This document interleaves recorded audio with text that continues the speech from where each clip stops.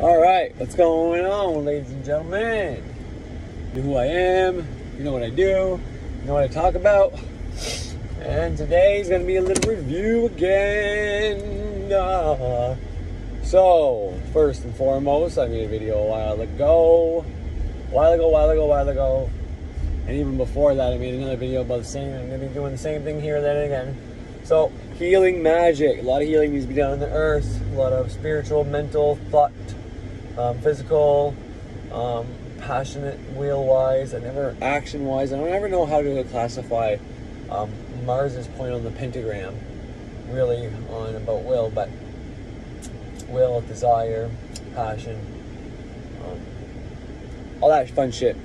But, yeah, so all the aspects of them spiritually too, all the aspects of the pentagram, people need to be healed in and shown the right way. And, you know, everybody out there who's starting to get to a place, maybe had some success, maybe thinks they have a good understanding of it and is doing specific things that have helped them, get out here and start talking about it. It doesn't have to be on YouTube. You could be blogging, you could go on a different platform, you could podcast, whatever the case is. Get out there, tell people that it works, that it's real. So there's more voices out there taking back their mind, that are no longer giving their energy to fucking assholes, media and shit like that, right?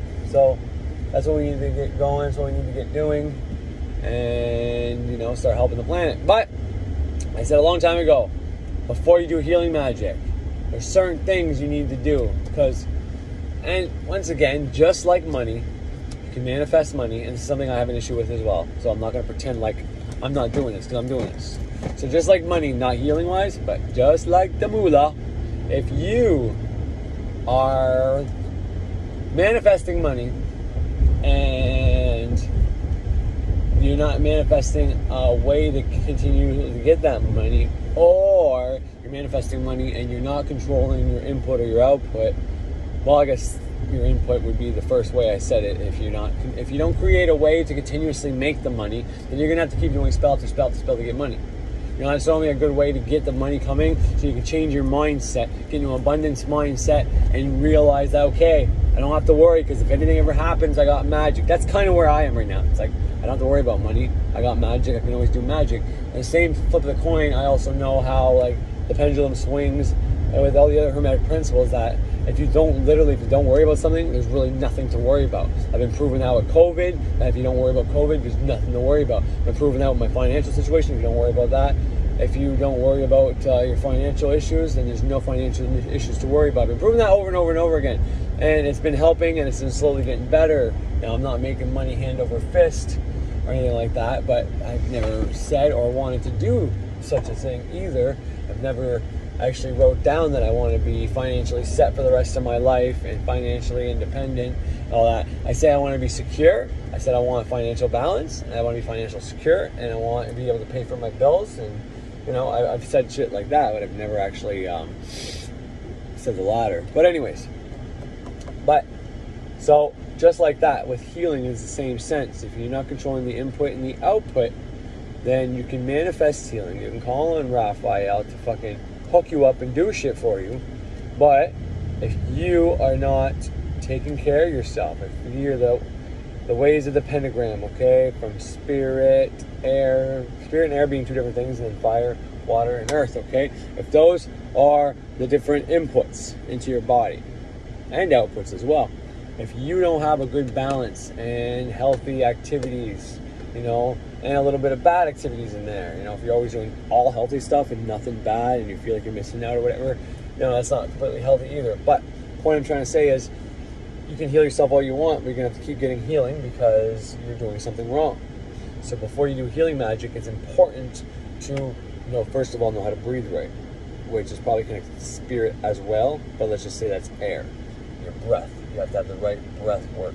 On top of that, if you want to think of it psychologically, your thoughts got to be right. And then when it comes to Mars, desire, will, what you want, what you're trying to manifest, what you're trying to do with your life, has to be in line with that, okay? What are you passionate about? What do you want to do? What gets you going, you know? Because, like, what you love to do is different than what's passionate, what gets you going, what turns your crank, what excites you, what time stops, whatever. And likewise, what are you putting your attention into? Are you looking at conspiracy stuff all the time, getting a fucking high from that thing? Well, this is what I like to do. I like to watch conspiracy crap. It's like, no, there's something out there, like either a sport or a hobby or something you can create, or, you know, the like that really is passionate and not just an endorphin release that you get from thinking you're being fucked over and having someone to blame, which is all that's happening whenever you're watching conspiracy crap. So, and likewise, psychologically, are you not in balance? Are you getting rid of too much sexual energy? Or are you not getting enough sexual energy, Mars energy, you know, testosterone? Well, not testosterone per se, but Marsarian energy, basically. You know, it's very linked up to sex, especially for men. But that's why men have a hard time being creative and having success until that part of their brain where they want to fuck all the time kind of diminishes, and they can put that same energy into their projects, because that's the same energy that motivates you to do things.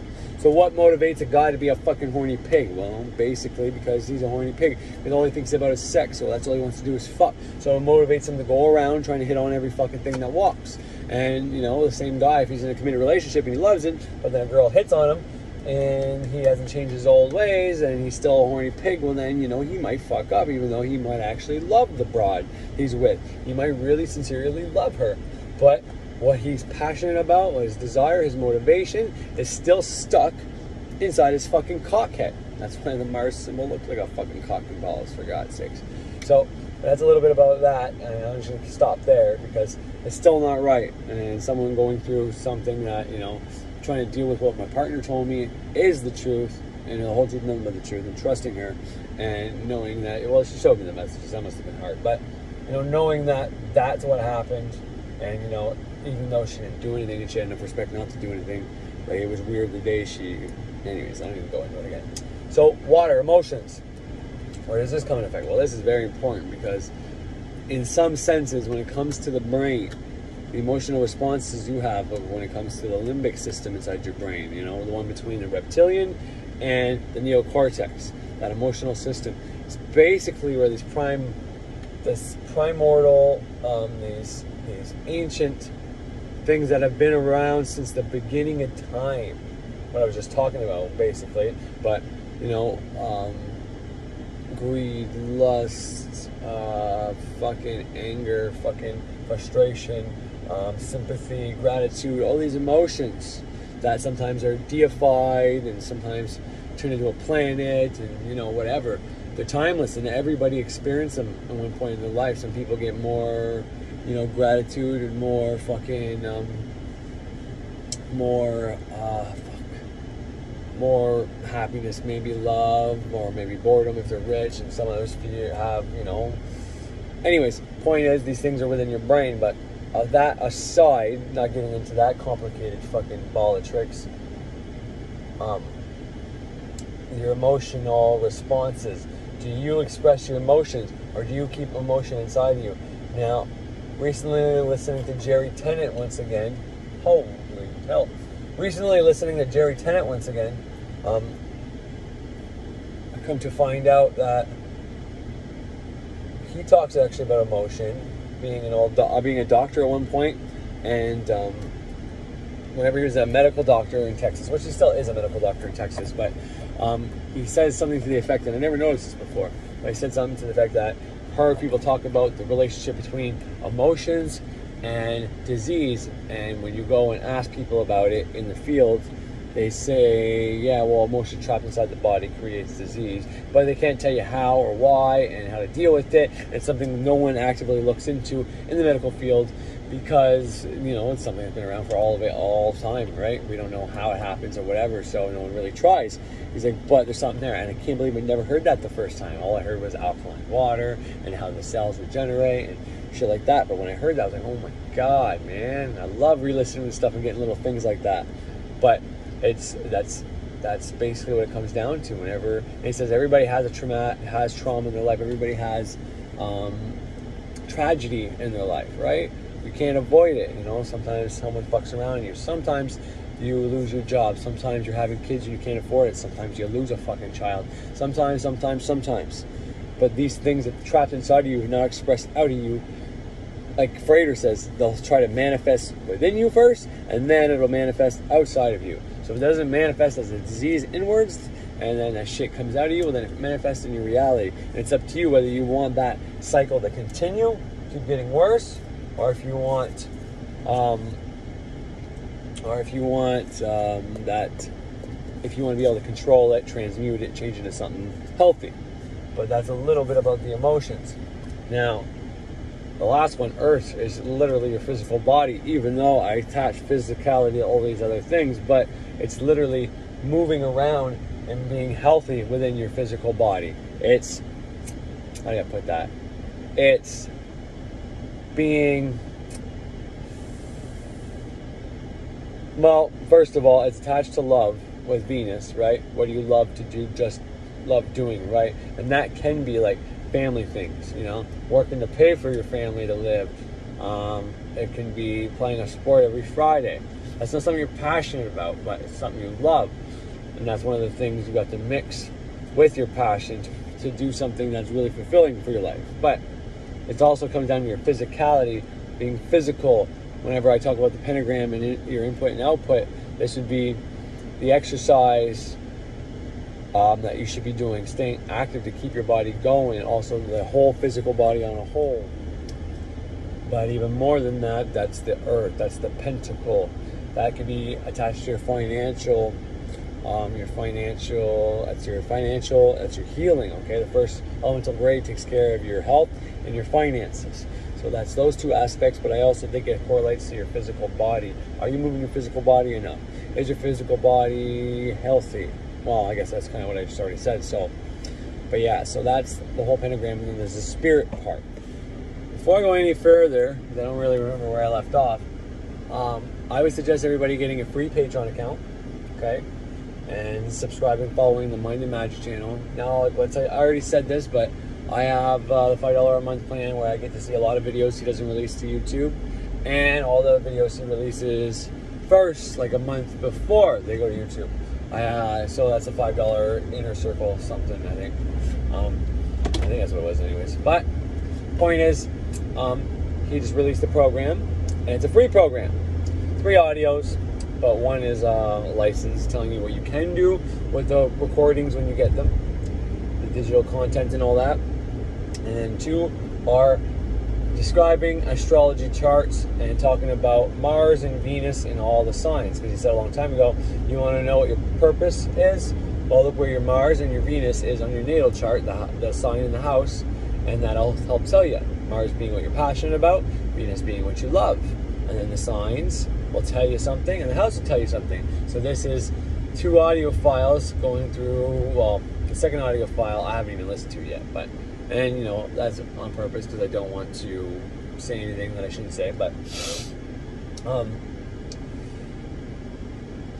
he's goes more in depth into something. Oh god, I think it's the nodes. I think I started listening to it and then I shut it off because I had to go, but it's the north, or because the north node is what you have to do in this life. The south node is what you're comfortable in doing. So then he goes through all the north nodes and where they are. So, and now I don't have any issues with this. The only issue I have is with myself, the fact that I'm not sure if I should do the Vedic or the regular one. Like I said, there's certain ways where the Vedic one makes more sense. There's other ways where, you know, maybe it's just because I'm used to the other one, and maybe it's because I want to pick all the good signs, but I know that I tend to think the Vedic makes more sense, but in the same sense, the other planets and the other one also correspond pretty good, like with the Pluto and Scorpio and Neptune being beside Mars and Capricorn and Saturn and Uranus being in Sagittarius, 9th house and then 10th house. 8th house is the Sagittarius one, and 9th house is the Capricorn one for me. And, you know, Venus is with the moon in Gemini down there, so, you know. But anyway, so free program. Now, when you go and click on the free program, it says, how much would you like to donate? And I suggest donating whatever you can afford. But you can write 0 and keep going, and there's no questions asked, there's nothing that says you need a minimum, there's no tricks or nothing. You do that, and you can download the recordings, and depending on if you're doing it on a phone or computer, it might be a little different, but you'll just, if you're on Safari on an iPhone, for example, it'll go in the corner, you click on them, and they automatically, for my phone anyways, they automatically save into my files and folders, and they're just there forever now, basically. So, but you're not allowed to re-put this on your YouTube or anything like that. And in all honesty, he teaches how to do servitors and egregores, and even I know how to do that, and I know how well they fucking work. So, and he makes it very clear that if you redistribute, you know, you can play this for other people. You can play your copy for other people. If you want to show a family member like what he's saying and all that, what you're not allowed to do is make copies of it, distribute it out to other people. You're not allowed to try to buy a program and then cancel the order to get your money back. You're not allowed to put it on YouTube or any other platform, or just anywhere where anybody can just listen to it for free, and you can't charge people for his product without him getting a cut, right? So that's the first audio. But anyways, very good, very awesome that he did a free program. I fucking love that. That is fucking awesome. Just when you think your mentors can't get any fucking better, they go and do something like that. It's absolutely amazing. And truth be told, that's one of my ideas. I was going to go on Patreon. I was going to make free products and then eventually have some expensive ones. And if people liked my free ones and thought I had good information, then they might buy the more expensive ones, or the ones that actually cost something. Was going to be one of my ideas. But then it's like, well, who's going to look at my... Anyways, point is, I have to offer something different on there than I would on YouTube. And my issue is, I come out here and I have a goal of what to speak about, because I know some things that are important. And then as soon as I start talking, I get the correspondences come to me. As much as ADD, because I don't have ADHD, I have ADHD is hyperactive. You're impulsive on your actions. So the thoughts that you have, you act out almost instantly, and you have sporadic ones, whereas the thoughts I have are sporadic and they're all over the place. I can hop from one thing to another, but after growing up, having that, dealing with it in my own way, getting used to it, and then asking and learning the law of correspondences and asking tooth, however you want to pronounce it. I know people say thoth means you don't know what you're talking about. I say thoth or tooth or something. I think thoth. Anyways, and not thoth, but although I like thoth because it's like thoughts, and he's like air signs and Mercury and all that. But anyways, thoth. I asked him to help give me correspondence for everything to be a good teacher a long time ago, and I did it like not every month, but sometimes like for 3 weeks out of a month. Every fucking Mercury day that'd be my candle, and even other days I'd be asking for the same thing from other planetary energies. So this is before I knew you should call on your ancestors for more mundane things and use planetary energies for bigger things. But, and you know, that is and isn't accurate at the same time, but it depends on you, right?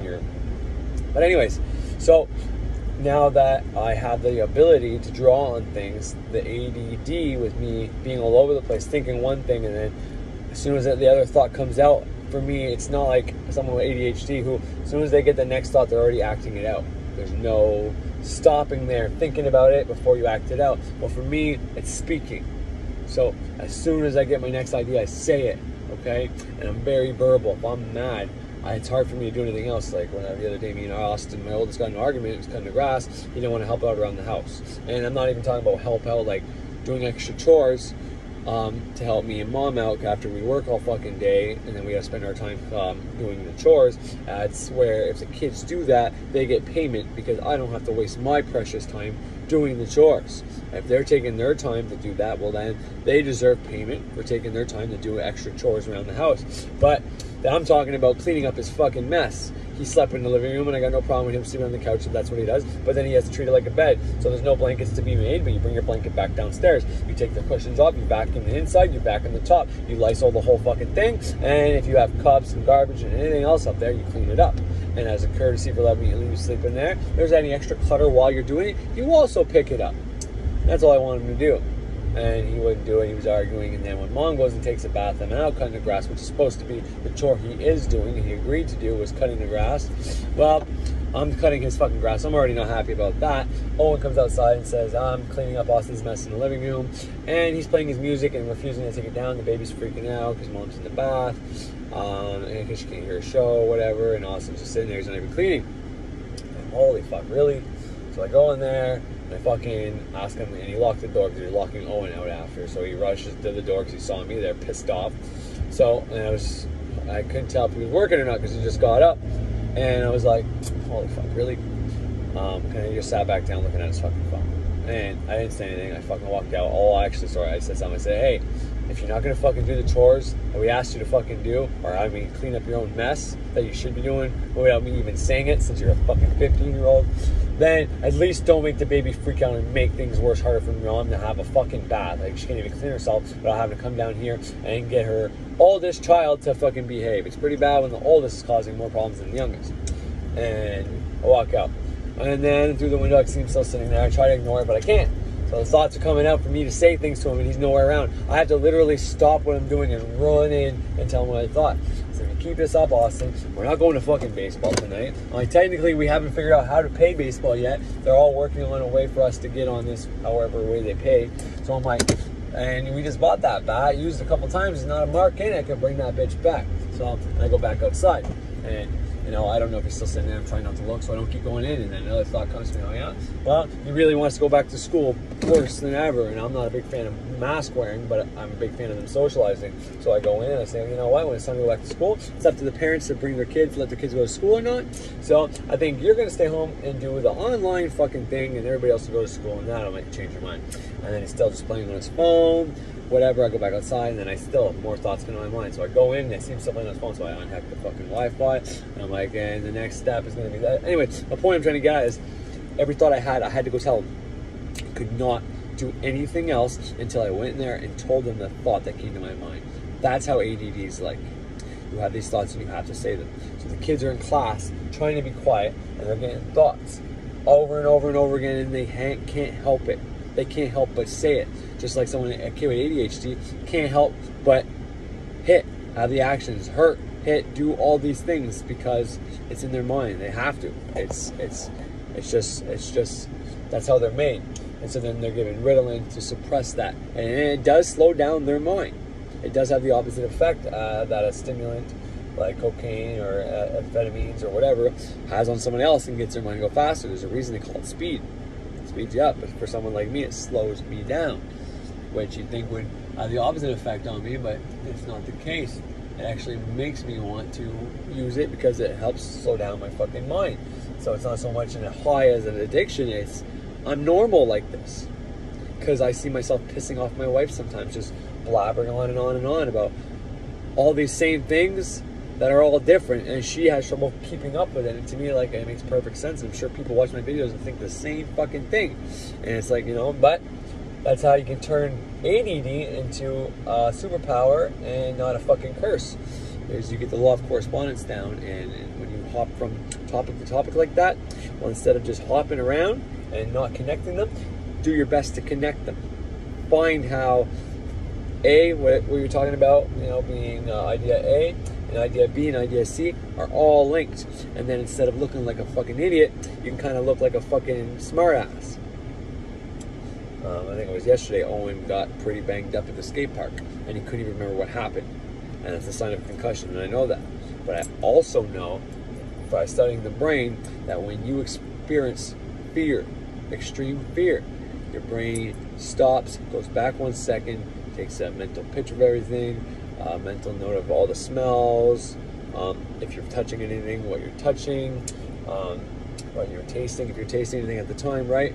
All these things, so that when all these things happen next time, 1 second before, it's going to stop you from experiencing, because this is all the triggers for this extreme fear. And your mind wants to protect you and doesn't want you to experience that, doesn't want you to relive that, doesn't want you to feel that fear. This is a protective mechanism. Like I told him, right before you're about to hurt yourself, you experience so much fear that this is what your brain did, and this is why you can't remember it. And if I knew what you saw and different things like that, I could act that out in front of you and get you to experience all those emotions one more time, and then you would just go into like a fucking trance, which means it could be pretty dangerous for you going to the skate park going forward, because if that happens, if you're about to get scared like that one more another time, before you do a trick, then you're going to be tranced out doing the trick, and hopefully in your body you built up the habit of knowing how to land that trick by habit alone, because then your body will take an autopilot approach and do it. But if you don't know how, well, guess what happens? You're going to crash and burn.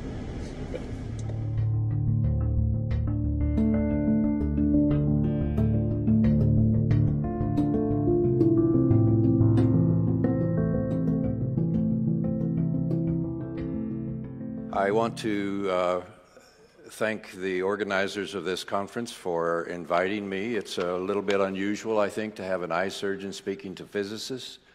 But nevertheless, I'm honored that you would allow me to come and share some thoughts with you about the role of voltage in the body.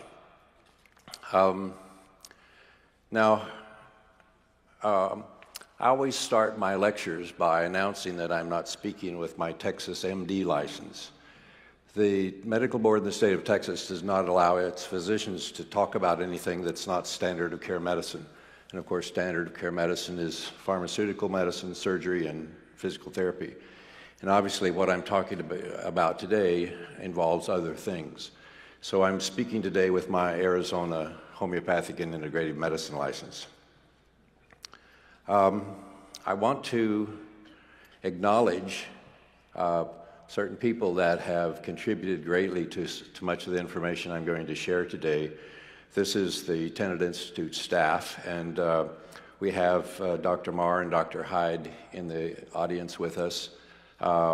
If there are those of you who become intrigued by some of the things we're talking about, they'll be happy to help demonstrate to you how all of this works.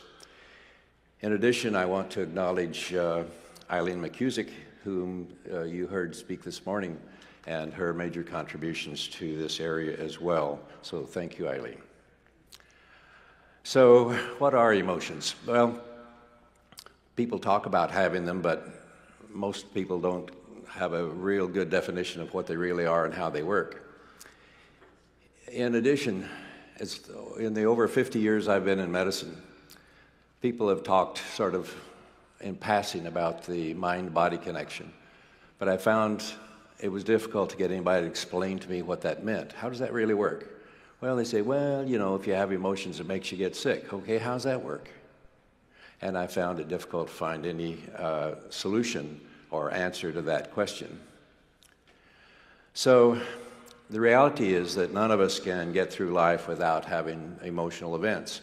We have losses, loved ones die or disappoint us, our dreams go unfulfilled, we go bankrupt, we have car wrecks, we suffer injuries, all sorts of things happen. And then of course we now have this big epidemic in our country of soldiers returning from war and committing suicide.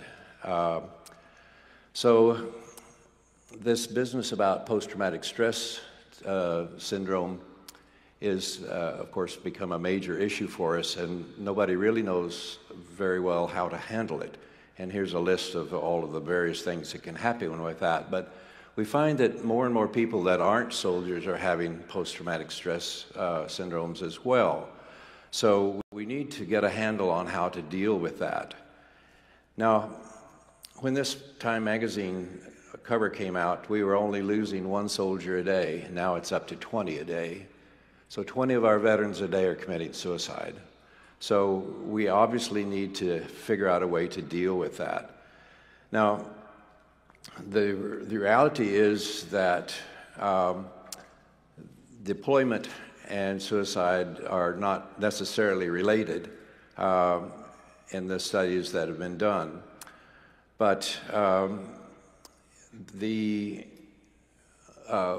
important point, I think, of the military suicides is that pharmaceuticals are not very effective. Most people know that, and the studies have been done to show that there's really not a pharmaceutical that does very much in helping deal with suicides and the emotions that go with it. And I'm just passing through the studies that have been published about that. Now, in my observation, if you have treatment failures, it usually means you're using the wrong paradigm. And so I'm going to suggest to you a different paradigm as we go through the day. But I'd first like to tell you how I ended up sitting in this chair. I'm trained as an ophthalmologist and an ophthalmic plastic surgeon, and I did the majority of the research for the laser that's used in LASIK surgery by the company called WITCHCRAFT. And I had a lot of fun doing that research, but unfortunately we didn't know at the time that the laser wouldn't kill viruses. So as I would be treating eyes, and particularly I treated this one fellow from India that had scars on his corneas, and I used the laser to remove those scars, but he had leukemia. Well, we didn't know that the laser wouldn't kill viruses, and so the viruses came up off his eye, through my mask, into my nose, and into my brain, and I developed encephalitis. And so the result of that was that I could see a patient and know what was wrong with them, but I couldn't remember how to write a prescription. And in addition to that, I developed spastic movements, so I'd be sitting there and do something like that, which doesn't work really well if you're operating inside somebody's eyeball. And so for all of those reasons, I had to quit working at the end of November 1995. So I spent about 16 hours a day in bed sleeping, and I had 2 or 3 hours a day in which I could think clearly enough to understand a newspaper, and then like a light switch would go off and I couldn't understand it anymore. So during that 2 or 3 hours a day I could think, I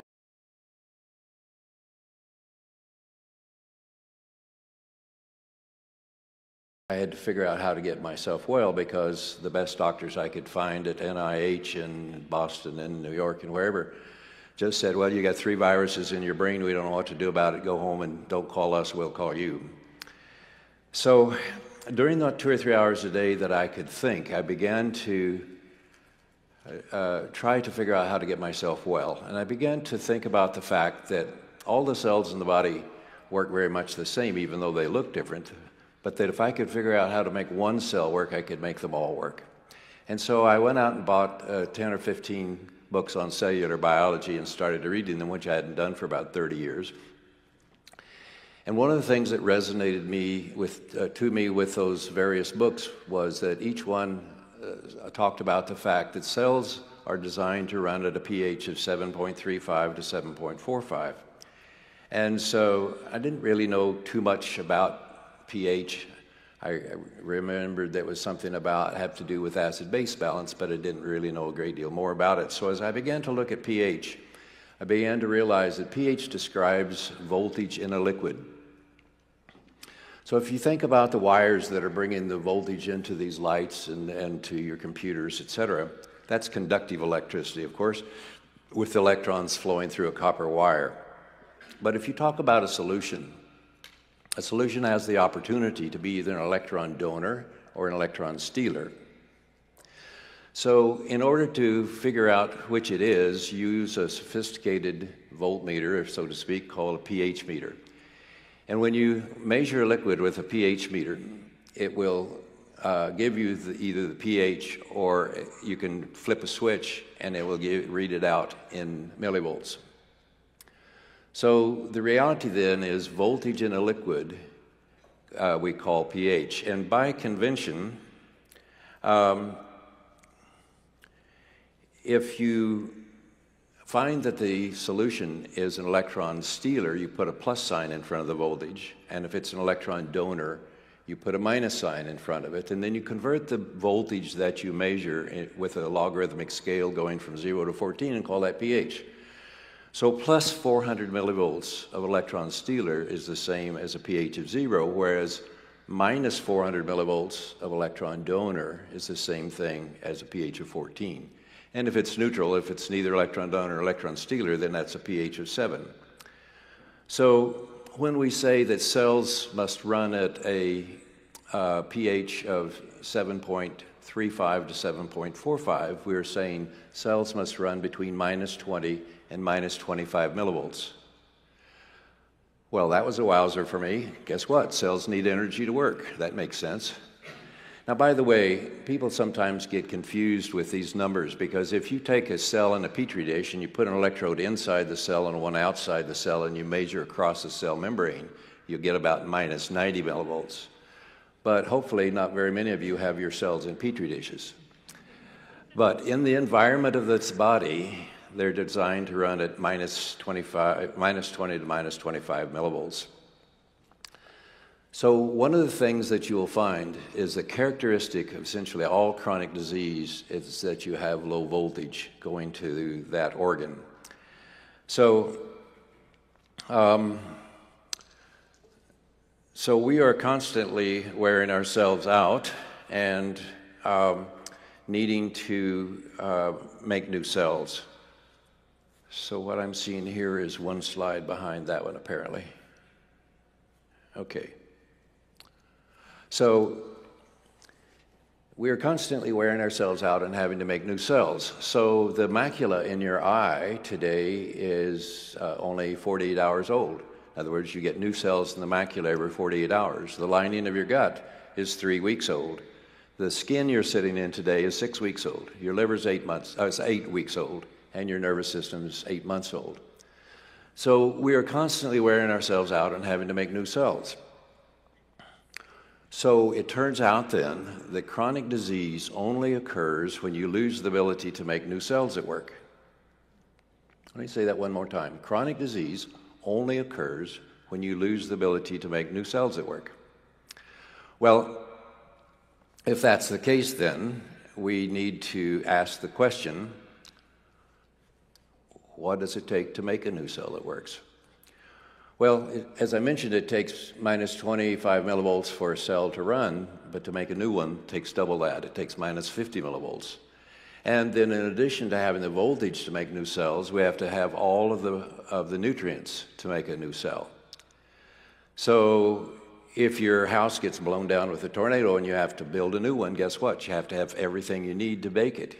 You can't build a new house with doorknobs and bathroom tiles. You have to have shingles and rafters and doors and windows, etc. You have to have everything it takes. And this is a big mistake people make when they're trying to get well, is they try one substance at a time, saying that, well, I want to see what works. Well, it's not going to work, because you have to have everything all at one time to build a new cell. So we have to have minus 50 millivolts of energy. We have to have everything it takes to make a cell. And then we have to deal with any of the toxins that are hanging around that damage cells as fast as we make them. And the most common toxins we have to deal with are heavy metals like mercury, toxins coming out of our teeth, and GMO foods with the pesticide called Roundup or glyphosate. Now, the body actually has 4 different battery packs, because the human body is a portable electronic device. Like all electronic devices, it has to have a battery pack or multiple battery packs. And so the reality is that we have these 4 different packs. Now, the largest one of all is our muscles.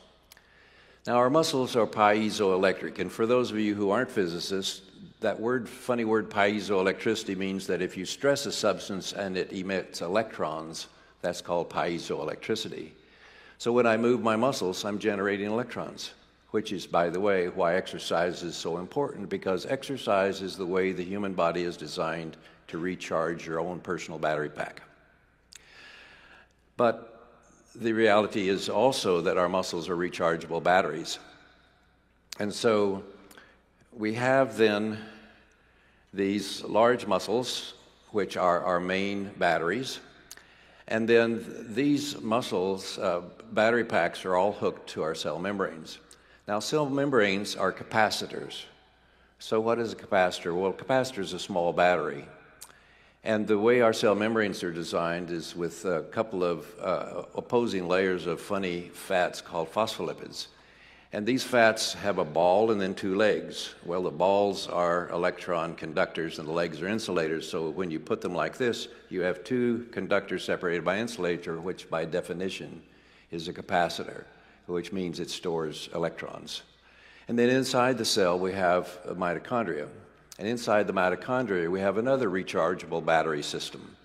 When that battery system is charged up, we call it ATP, and then as it gives away its electrons and discharges, we call it ADP. Well, because we have a rechargeable battery system inside our mitochondria, guess what else we need in there?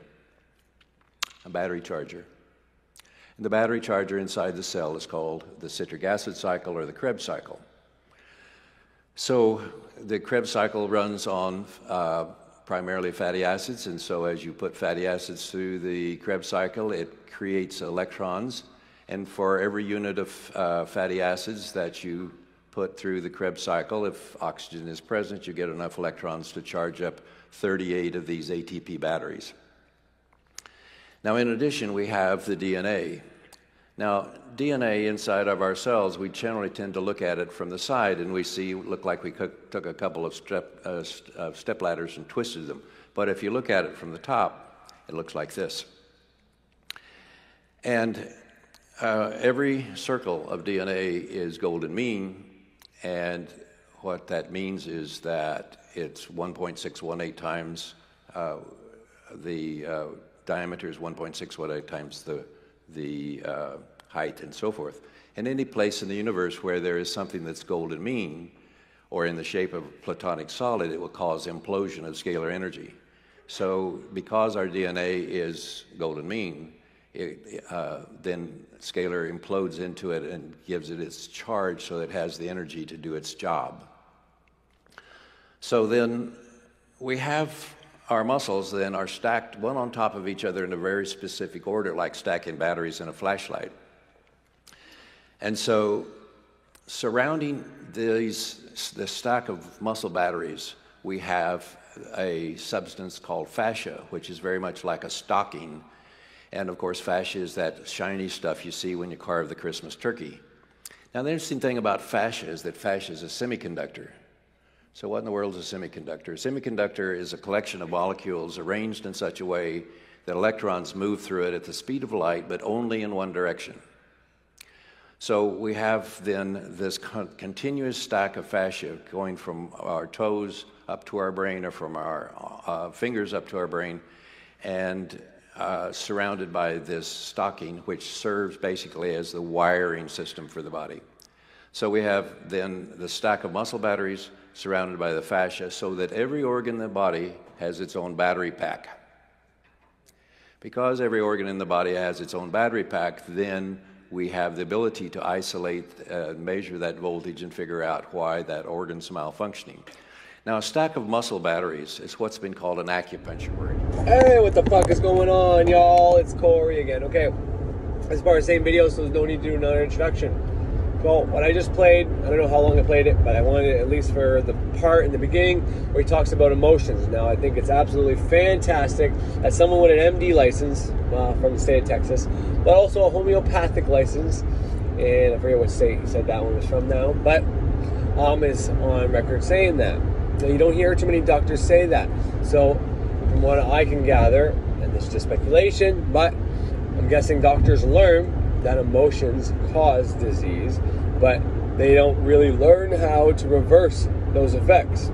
But many doctors know and do placebo test, knowing that if the person's mind believes they're going to get healed, meaning if they somehow control their emotions and get their emotions to believe that they're going to be healed, then they will. So to a certain level, they learn this stuff, and it's just not something that we are told from doctors or anything to that effect. Is all I mean by that. So in saying that, it's super important to know that, because that's kind of like the basis for everything.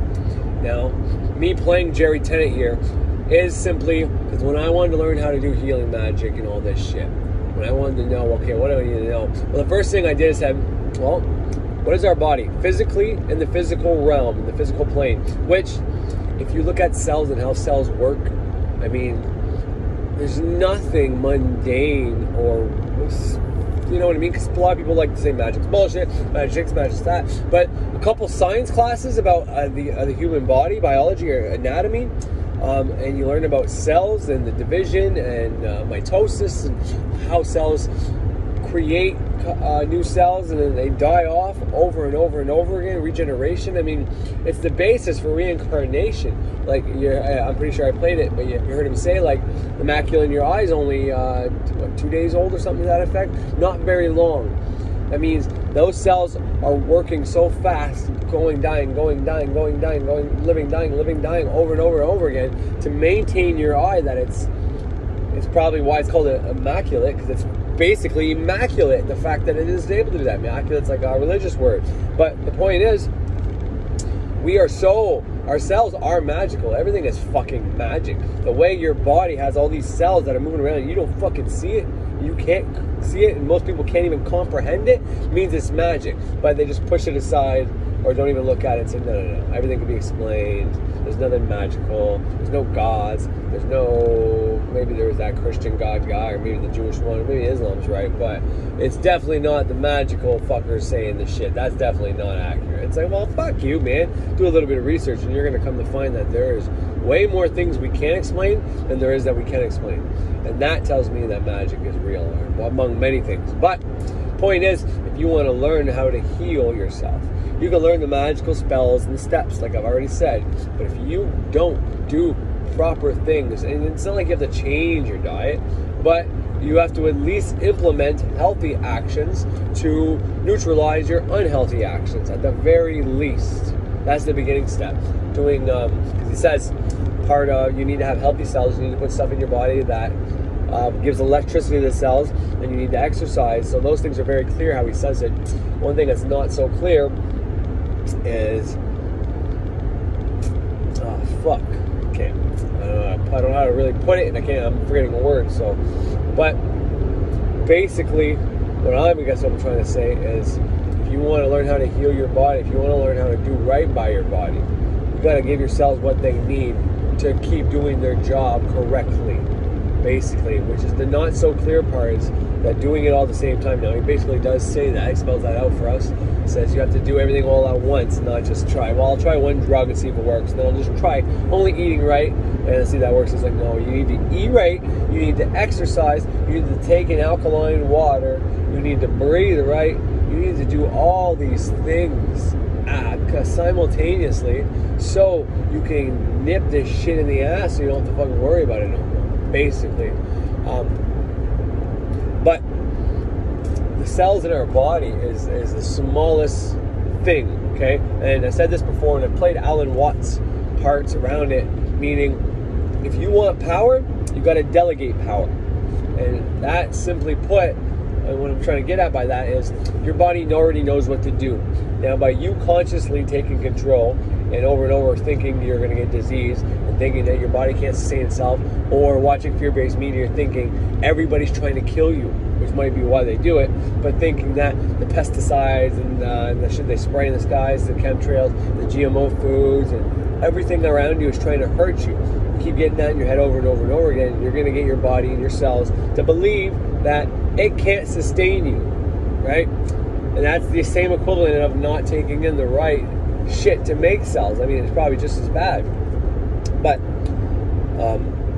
you got to get used to the fact that your body knows what to do. And if you need proof of that, well, the fact that your eyes are only either 2 weeks or 2 days old, however long he said they was, the fact that they keep doing that, if you have good eyesight, even if your eyesight is a little below, this is why people can work out in their 70s and 80s. I know people that do that. This is why people can get their eyesight back at times.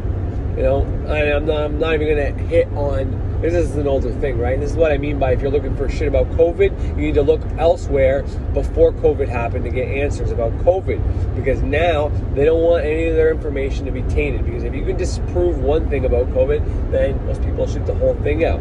Which, most people should shoot the whole thing out. But the whole mask wearing, he started off by saying he was doing something in someone's eye. Okay, this guy had leukemia, but he was performing a procedure while the virus went through the motherfucker's mask, through Jerry Tennant's mask, and gave him lymphoma. Is that what he said? Or I don't know. Gave him that disease that fucked him up, which is great because that's how all this started, and this is why we have this good information now. Otherwise, he'd still be just eye surgerying it up and not believing in any of this shit. So, but I'm just going to touch on it, but the fact that he says this virus went through his fucking, this disease or virus, whatever it was, went through his mask should tell you something. This leukemia, cancer, whatever this guy had, whatever came out of the eye that the laser did not kill, and was able to, if a laser can't kill something, but it can go through a fucking mask, like, come on. But anyways, I should just tell you something about COVID and all this mask wearing. The masks aren't to fucking protect you from some fucking disease called COVID. They're literally just to fucking weaken you, because they barely protect you. Doctors are on record saying you don't have much protection from it. You have some. Obviously, mouth wide open around the virus versus mouth closed with a mask over it and over your nose. Obviously, if there's a real virus, that's going to give you some type of protection because there's another thing in front of it.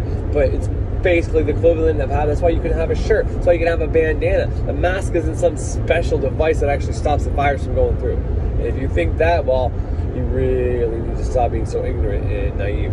But we'll put that aside because that's not what I want to talk about. But so at the cell level, what you need to do, like I said before, emotion, the emotional part I never even heard. But I've been focusing. I do this all the time. I don't work out much anymore, like barely ever. The exercise I do is hiking, do lots of walking. I've done lots of biking recently and stuff like that. And when I was working out though, like probably 2 years ago, religiously, like I worked out definitely more than a religious person goes to fucking churches. I would do it twice a day, some days, sometimes 3 times a week. And that's all stored energy, baby. That's all stored energy. If you think working out's a waste, it's like, no, it's never a fucking waste. That's stored electricity. You're recharging your batteries, basically. Your muscles are part of the battery system. But you can have all that energy in there all you want. This is why some people are like, fuck, they worked out. They were so fucking healthy. How does this happen to someone like that? Well, if they don't know how to breathe through their nose correctly, and they're not putting either salt or some other mineral in their water to give them that high alkaline water, which is electricity for your cells. It's specifically designed to literally give you body electricity. That's what I'm talking about when I say I put pink Himalayan sea salt in all my water. All my water, and we can talk about food, but when I played those TED Talks about breath, what you need to hear about that is when people want to lose weight, they always go to food, and then they go to water, but no one thinks about breath. Food you can go without for fucking a week maybe. Like I've done fucking cleanses. People that have to have surgery have fucking fasted for 24 hours pretty easy. A person who's not used to fasting can fast for 24 hours. It's not that fucking complicated. Going without water is a little more complicated, so your water is more important than the food you eat.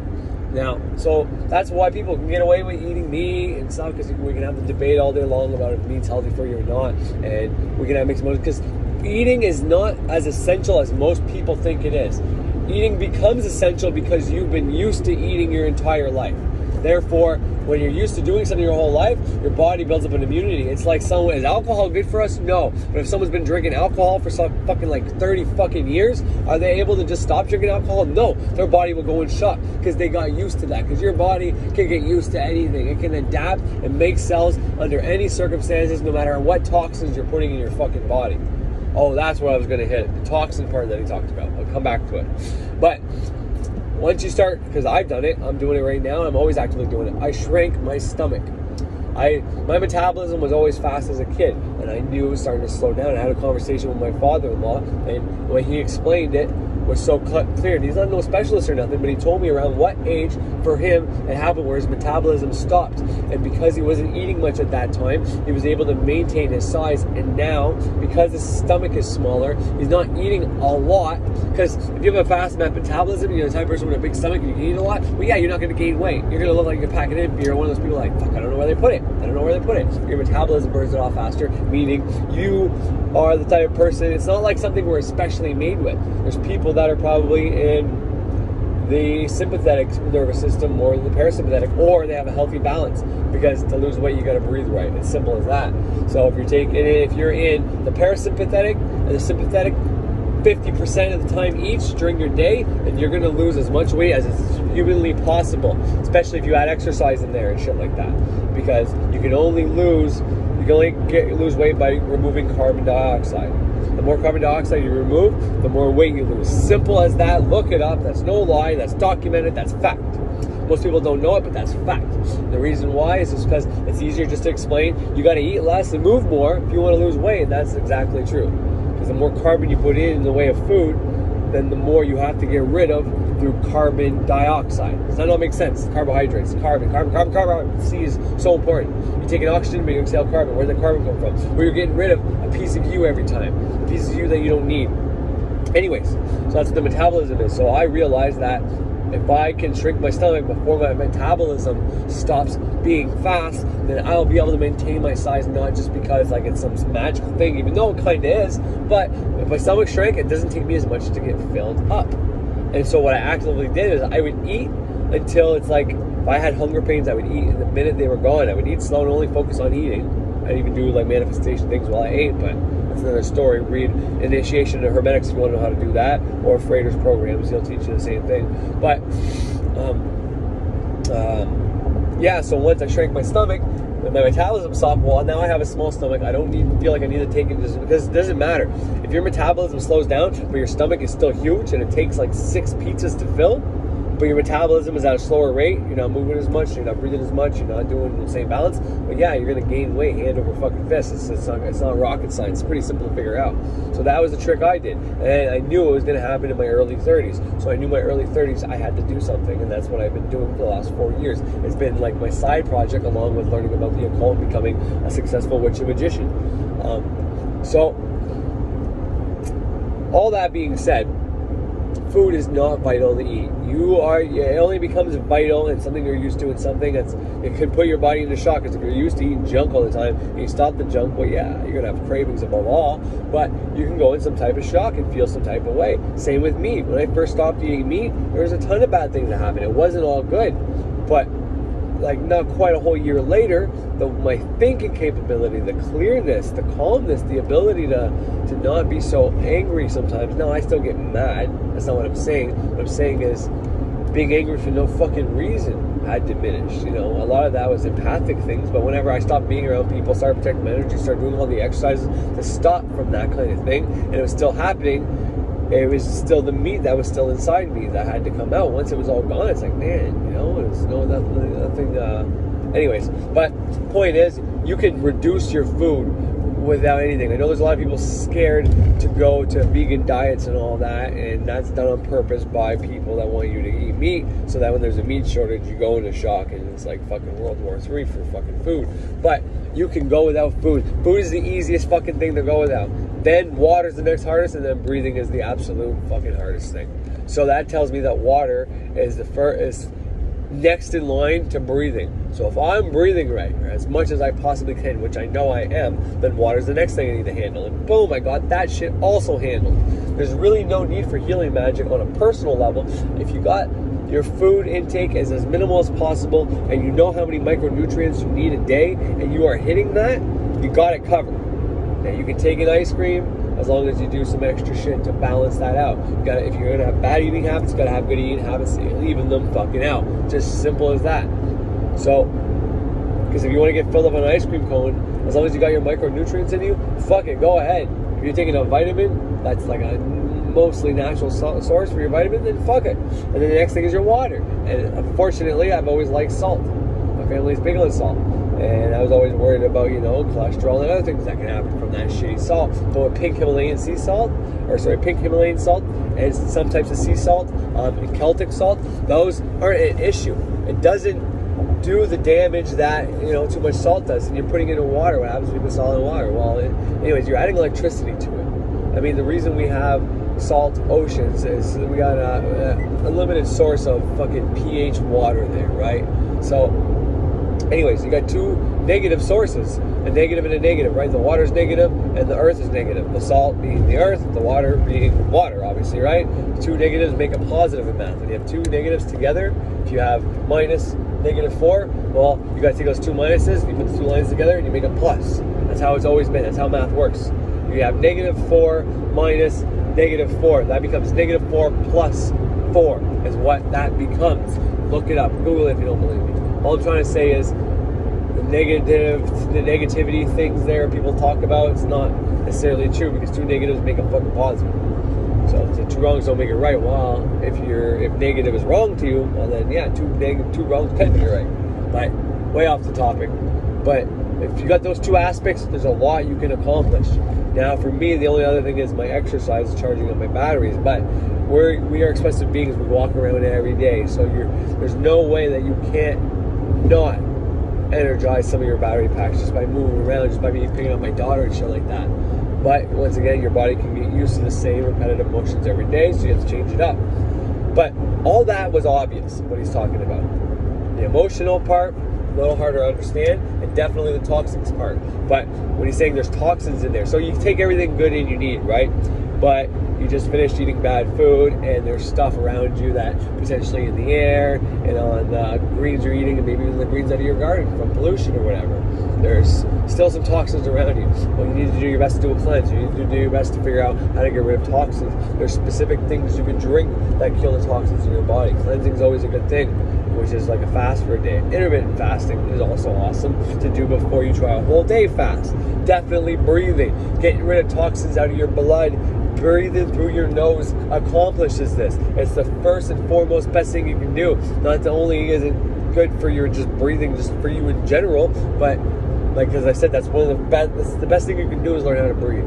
Doing that alone, breathing correctly all the time, breathing through your nose almost all the time, is the single most best fucking thing you can do.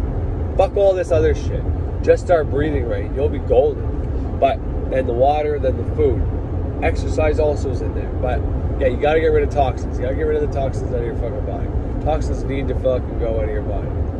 It has to happen. You can't have any fucking toxins. It's simple as that. Because, sorry, I was looking at something on the highway. I'm driving on the highway right now. But anyways, toxins in your body can fuck up your cellular growth and cause things to happen. Now, you can get rid of those, like I said, through breathing. And there's many other means. You're going to have to do the research on that. Because I don't know it all. Because I don't really worry about it. Because I don't take in any extra toxins that I shouldn't be. But I do understand that no one can be without some toxins. So on and so forth. But anyways, so the emotional part is super important because that is toxins, that is toxic, and not in the same way as, you know, having mercury in you or the toxins from your teeth, but in the way of you taking a bad emotion and you just let it sit in there. Well, then you're fucking yourself up. Now, we were at the dollar store yesterday, and this is kind of what I mean by getting information all the time. Oh, I thought it was an actual fantastic idea, but we walked by the books, like just writing in books and shit like that. Oh, man.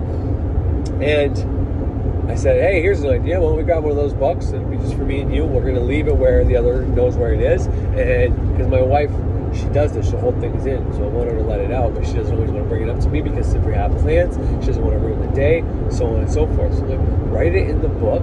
This way, there's also like whenever you tell me, well, babe, there was like 5 times that you fucking kept saying this, and I'm like, no, it was only one fucking time you're wrong, you know. So she's already mad at me, and then I'm disagreeing with her on top of it. Well, then this way she can show, look, see, 5 different days I wrote in the fucking book that you were doing it, so you're wrong. And, okay, I'm sorry, but that's why that was the point. Anytime you're mad at me or I'm mad at you, we're gonna write it in the book.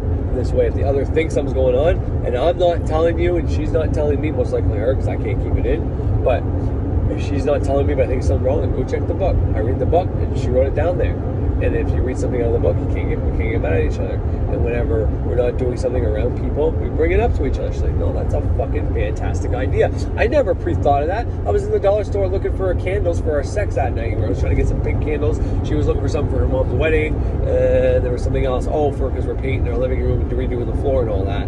So we were looking for... we needed tape and a few other things for the painting process. But anyways, so yeah, just came to me. It's just a fantastic idea. Now, we haven't done it yet because since the whole big fucking bad thing, everything's been fucking perfect. Sex has been great. Everything's been fucking great. The way we treat each other, you know, it's amazing. But just another... Alright, sorry about that. Someone was calling me and texting me all at the same time. I didn't know it stopped. And I kept just fucking talking and I lost a little bit, but not too much.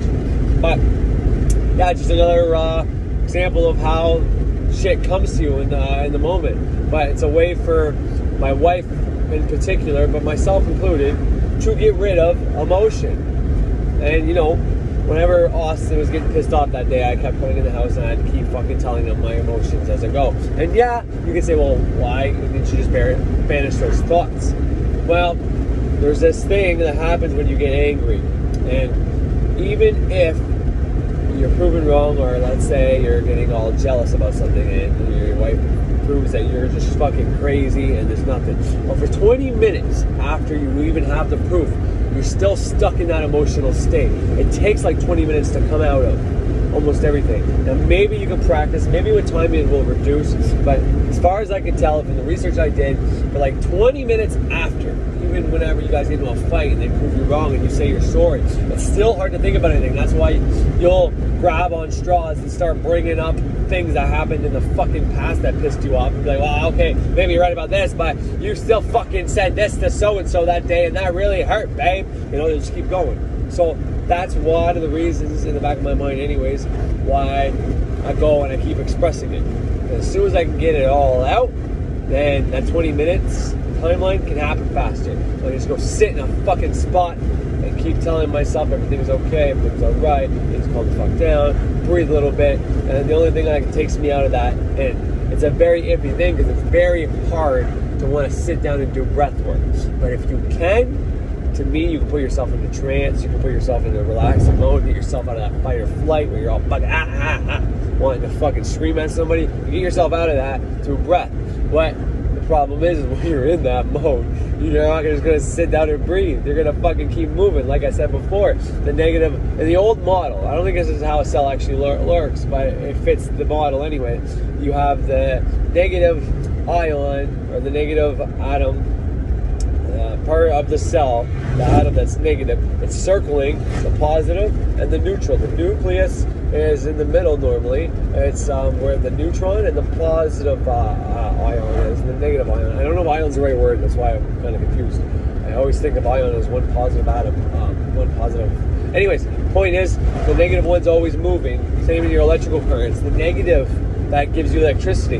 The positive has to be there, and it's very close to the neutral. It's already there, like with the ground. And the negative is trying to get to the ground. That's how we manipulate electricity. I've already said that before. Electricity is trying to get to the ground. Lightning, trying to get to the actual ground. That's why it's called ground. You have a ground wire that gets to the ground, and that neutralizes it. Because it doesn't like being angry. It's trying to get to somewhere where it can't. It's not angry anymore. It's circling. And the positive just telling it, like, I'm already with the ground, asshole. It's like teasing it. And that's like, oh man, I'm so pissed that you're there. How am I going to get there? You know, it's like the Cain and Abel story. Abel's already with God. You know, that neutral force upstairs there. I'm not trying to be religious. I'm just saying how you can interpret the Cain and Abel story in a different way. And it just came to me like this. But Cain and Abel. Abel was the good brother. God liked his sacrifices. Everybody in the town liked him. Abel, or Cain, was pissed off at life, pissed off and jealous of his brother. He wanted to be his brother and he couldn't be, so he hated him. So he fucking killed him because he was with God. And when he killed him, things got worse. But anyways, the point is, he's circling, he's on the outside, he's not on the inside. He's not able to talk to God, he's not able to impress God. You know? And he doesn't know why. Well, he's circling it. That's how most people think about negativity. But the negative is where we actually get the electricity from. The negative, when you put your feet on the ground, the negative, well, the ground neutralizes you is how I think it works. Most people think the ground sucks up your negativity. It really just kind of neutralizes you. But it really doesn't matter how you look at it. As long as you put your fucking bare feet on the fucking ground once in a while, you're going to be good to go. Yeah, that way, the breathing, the alkaline water, you're really good to go. But the point is that negative, this is how we're manipulated by the media. They get you, now, through positive and negative polarity, but once again, a bunch of positive people are just going to be chilling out, that's going to kind of look neutral, they're going to fucking sit, talk, and fuck. You know, fucking sometimes is like a little, you know, whatever, but still, point is, someone who's pissed off is going to be back and forth and yelling and screaming and moving their hands around and fight or flight, using their feet and their hands, because that's where the blood is. You know what I mean? Someone who's fucking's got their blood in the right spot, it goes to the dick or their clit, whatever else. But point is, well, that's the old model. I don't know if that's the same model now of an atom, but it still fits the purpose. And I know a little bit of electricity because I wanted to be something like an electrician or whatever, or what have you. So, but anyways, all that is to say, I don't even know what the fuck I'm saying, but that's how I was outside, right? Kept coming in. He's just sitting there on the couch chilling, all by himself. And he had the power, he had the upper hand. My kid, had me all, and then that's what I was trying to do. I was trying to get the upper hand. I was trying to say the right thing to affect him. I was trying to say the right thing to pass my negative charge onto my child. That's not cool. I shouldn't be doing that. But I'm trying to motivate him to do the fucking cleaning because he wouldn't move. So what do I have to say to get him to move? How much of this negative feeling, this charge I have, do I have to put onto him to get his lazy ass off that fucking couch and go pick up the shit in the backyard so he can cut the grass instead of me? So I said, you're going to be homeschooled initially, but then I said the correspondence is online. You're not going to go see your friends. I'm going to take you out of St. Joe's. I'm going to take that fucking phone because I paid for the Wi-Fi. You didn't want to buy a card when we gave you the $50, you fucking cheap, lazy fuck. No, that's my kid. I love him. But you know what I mean? You didn't want to buy that, so you're just using our Wi-Fi. He's like, I got Wi-Fi at school. Oh, yeah? Well, I change the Wi-Fi password, or I just take your phone and you stay at home and do the fucking homework on this computer that you're only allowed to go on the one internet thing, and it's completely fucking parental controlled. And more than that, I'll sell your new BB gun we bought you. I'll sell your fucking Xbox. Fucking probably get a good price if I put those two together. Hey, you want a fucking BB gun and an Xbox? Holy fuck, someone will give you $300. I already got an offer for it. We paid $2 for the Xbox. It was on sale. Don't tell his dad that though, because he gave us $200. It was $400 of that year. We got for $200. Fuck you, asshole! You didn't pay for shit his whole fucking life. Least you can do is pay the whole fucking thing, and we get to claim some of it. But anyways, so yeah, eventually I said there enough crap to pass my negative charge onto him, but by doing so, it was able, that negative charge inside him, he was pissed off, but he went outside and picked up all the shit, and then he cut the fucking grass. So I was successful. It worked. Passed my negative charge on my kid, but not out of spite, out of tough love, because he needs it. If I'm a parent that just wants to smooth the waters over and Austin doesn't want to work, and I say, fuck it, I'll just keep paying for his stuff and I won't bug him, what do you think's going to happen? He's not going to, if he gets a job, he won't be able to keep it because he's going to be lazy. He's not going to like when his boss yells at him because he's not used to parents telling him what to do and him having to suck it up and do it. You know what I mean? As much as we're not supposed to work, a kid getting a fucking summer job is great. They get the experience, they get to socialize, they get to be in a workforce, they get to feel how that paradigm, because even if you work for yourself at home, sorry about that, I got another call. But yeah, even if you're a parent, even if you're work from home, right? So you can say, oh, we're not supposed to work this 9 to 5 grind and be under a boss and all that. No, be free, be at home, open up shop, whatever. But the people that you have to buy the programs off of, the software, whatever, they're kind of your boss. But more than that, your clients are your boss. The people you're selling the shit to are your boss. Customer's always right. The people that own Walmart, who are their boss? Well, it's the people going there. The people they got to keep manipulating to think that they need to go there and buy their stuff. This way, they still have great customer service, but if they're treating their boss with respect and they're reaping the rewards out of it. So you still have to learn that shift, you know? And if he's the type of kid who doesn't respect anybody and doesn't think everybody should work around him, well, if he wants to have his own boss or he becomes a successful baseball player, no matter what, even if he is a successful baseball player, who's his boss? Well, the fans that love him, because the more popular you are playing the sport, the longer you'll be in the sport. His body is also his boss, because if you don't treat your body right, your fucking body's going to say, oh yeah, fucking no, you just fucking fucked up your knee, bud. No more baseball for you. Fucked up your arm, no more pitcher for you. But, you know, you have to be put on a team. Even while you have an agent that helps get you on the team, you have a general manager whoever's the one who picks the players at draft time and buys them. It might vary from sport to sport. It may not. That's how long it's been since I've been watching sports. But you get my drift. You can have a bad attitude while the teammates won't want to play with them. And you can be the best fucking team in the world, but the rest of the team doesn't like you and doesn't want you to do well. You're not going to do well. That's what it's the same concept at work. You can be that guy going around and ratting on everybody. And, you know, being the fucking... Because everybody divides and conquers. I heard it from the lips of a teacher the other day. She was teaching in a really rough school in Montreal. And, you know, first day that she let things go, one kid lit up a smoke cloud, she asked the place to put it out. And as people started pillow fighting, she let it go. And then all of a sudden everything broke loose. There was an asthma attack, and there was a fight and all that. And one of the teachers gave her help for it. And then they kind of told her, this is what you do. When one kid starts acting up, you do something to the effect of, okay, that's no problem. I'm going to go home whenever school's done anyways, but you and everybody else here, the more you fuck up, I'm making you make everybody stay behind class today. And I have the right to fucking do that while I go fucking home and enjoy my free time. And by doing that, she changed the switch from all the kids liking this bad kid who's getting one against the man, you know, this is our authority figure, yeah. And instead, she flipped it, and now all the kids are hating this fucking guy because he's keeping them there, because she's the one that has the power to let them go home. They're fucking up their free time. So he got back in line and listened like a good little boy.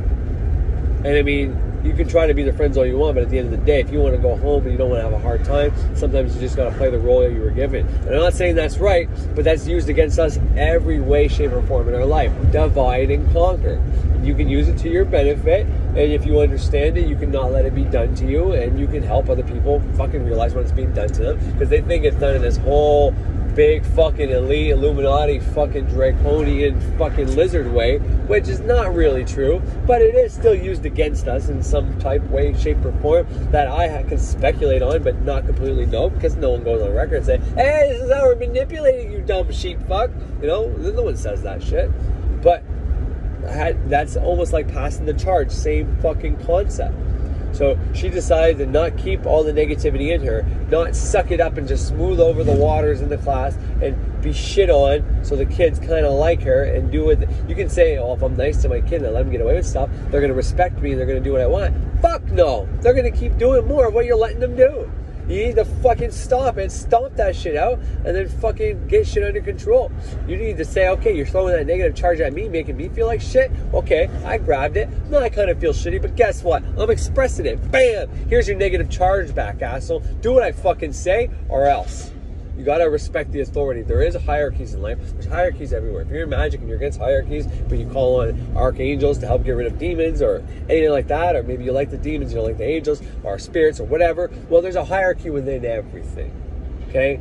And Source, whoever created us, is at the top of the fucking chain. And then the planets are definitely under him. And then there'd be like the fucking spirits, and then the watchers, the archangels, whoever, the demons, and then maybe the elementals, and then the elements, and then fucking, you know, insect life and shit like that. There's a fucking hierarchy.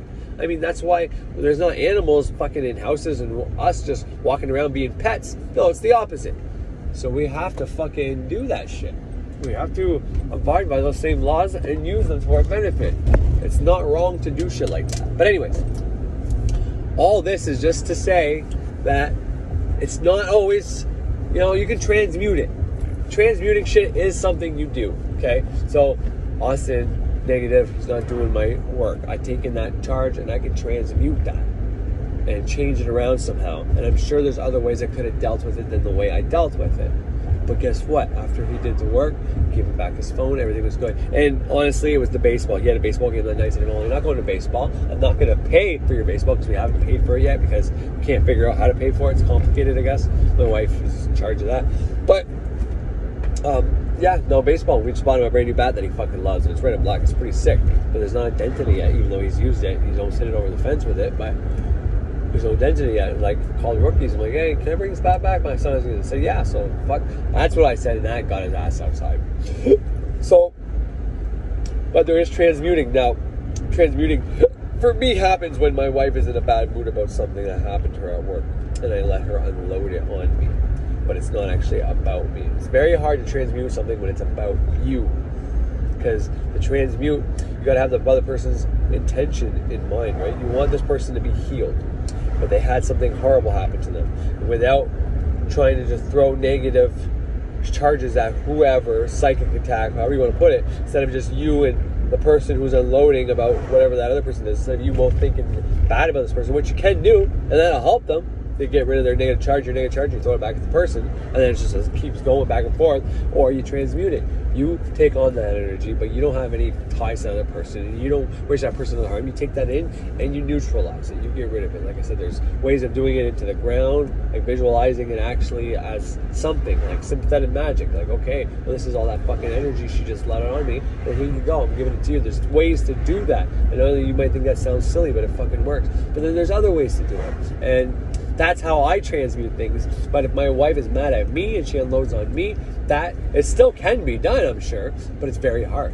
And, you know, without, I'd probably go the sympathetic way as well. Like, okay, well, this is all our hatred for each other right now. And then, boom, get rid of it. But all that's to say, I don't even know. Oh, yeah, this all goes back to that emotion thing. If you don't let these things out or learn how to properly transmute instead of just pushing it way down and not thinking about it, then you're going to create disease. You're going to create disease within you. It's just simple as that. That's going to create toxins that are not going to allow your cells to grow. You're going to influence your cells to not grow right. Maybe you put yourself in a bad mood. I don't really know how that part works, but I know it's not good. So all this I'm teaching or trying to talk about here is just to tell you, teach you, show you, give examples of how to do specific things and how to treat your body right. Because if you're doing all these things, well, then you won't have to waste your magic on healing, and you can focus on other areas. And you can help people in your family. Once you start leading by example, everybody will follow along. I mean, it always works like that. So keep that in mind. If you want to be healthy and stay healthy, this is the best way to go about that. And I'm telling you, it works almost every time. But the divide and conquer thing is helpful to know, but don't exploit it, or try not to exploit it. Only use it when you need stuff. There's nothing wrong with using specific things like that when you need to. Because if they're getting away with, like, for the kids example, you can say, well, that's not good, pass charge on the students and teach them that. Well, is it better to let them smoke in class and fight and other kids have asthma attacks, and then you also go home feeling like shit? Like, that's a no-win scenario. But you make the class not like the person who's going to make them stay there longer, and that keeps everybody in line, and they learn, and they're not breaking the rules and doing unhealthy acts, and you go home happy. That's a win-win. Children haven't been on the earth long enough, in this incarnation, rather, to know really what's good for them all the time. That doesn't mean we always know what's good for them, but because we've already had experiences and we kind of know the things that are healthy and not healthy, well then, you know, we can kind of gauge. But point of all this is, I think I'm just going to wrap it up here and call it a day, and I'll put the link for Jerry Tennant so I don't keep putting more of his shit on here and making like a 2-hour episode. But the point of all this is just to say, like, take care of your body. Do the research needed. Like, when it comes to this COVID shit, if you're doing the breathing shit right, you're doing the water shit right, you're doing the exercise, and you're not worrying about it and keeping any of this fear emotion in you, well, then it can affect you. And, you know, not even talking about the thought form of that mask thing that Jerry Tennant brought up, but I mean, there's so much, you have so much protection, you have no idea. Delegate the power to yourselves. Your body knows what it's doing. You will become powerful if you admit that you don't have to heal your body. If you say, you know what, my body, you can have an affirmation that your body heals itself every day, non-stop, all the time for you, over and over and over and over again, nothing to worry about, well then, that will be so.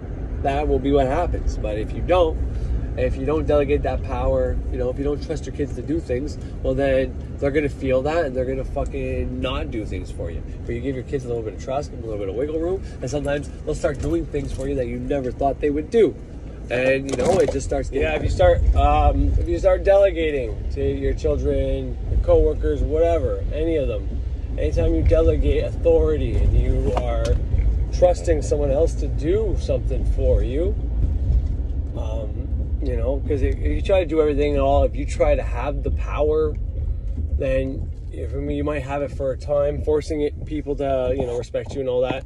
But, you know, if you give people respect, you get it back. It comes back to that cycle thing. But if you delegate the power and tell your body that you trust it, you know, and you do actions towards it, like giving it all the proper stuff, it sees you're putting forth an effort and you just know your body's going to do well for you, well then you're going to get great results and they're going to come back to you. That's how it works.